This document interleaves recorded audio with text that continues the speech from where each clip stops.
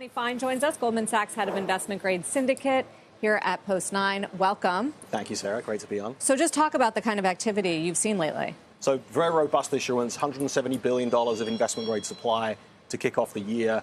That's the fastest start that we've ever had. Digestion's been great. All of the metrics that we look at around execution, oversubscription levels, the stickiness of demand when we adjust prices lower, all of the things point to a really, really healthy market. The majority of the financing we're seeing is short-dated in nature when the market wants longer duration. It's significantly financial in nature when the market wants corporate. And in addition to that, so much of it is simply refi, and so much of it is simply just new issuance replacing debt maturities, that the net issuance itself is actually very modest. Is it because rates have rallied? What's the driver? So I think it's really because of the spread environment. The spread environment as it stands right now for investment grade overall, we're in the best quintile that we've seen over the course of the last 20 years. In the long end of the market, we're seeing levels that we haven't seen since the 1990s. So spreads are extremely attractive. Like yesterday in the market, Procter & Gamble printed a 10-year financing that printed at the lowest spread that we'd seen since literally before Google was invented. So we're seeing some extraordinary environments play out from a spread perspective. From a yield perspective, it's less so.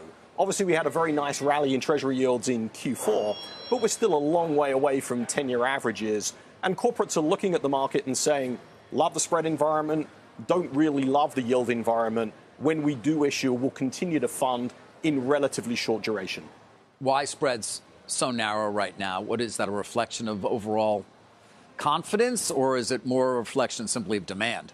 Well, I think they're intertwined. So I think the confidence and the demand are really driven by a really robust economy that's been very resilient to all the rate hikes that we've seen. A really favorable credit environment throughout this whole 2-year period where we saw 525 basis points of rate hikes. The ratio of upgrades out of high yield into investment grade was 4.25 times the amount of downgrades we saw from investment grade into high yield. So very favorable for credit, very safe place for people to think about putting their money in overall. I think also the run-up in stocks has aided a lot of pension fund rebalancing as they look at the opportunity with, we have pension funding status at 15-year highs.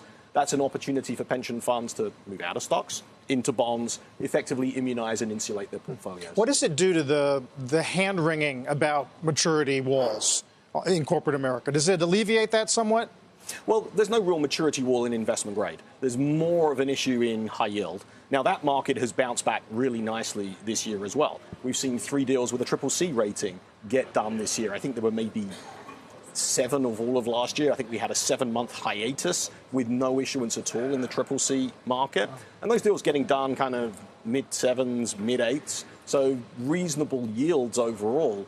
So I think the health as that flows down into broader risk markets, I think it's good for the high yield market. It's probably good also for the equity capital market. I know you're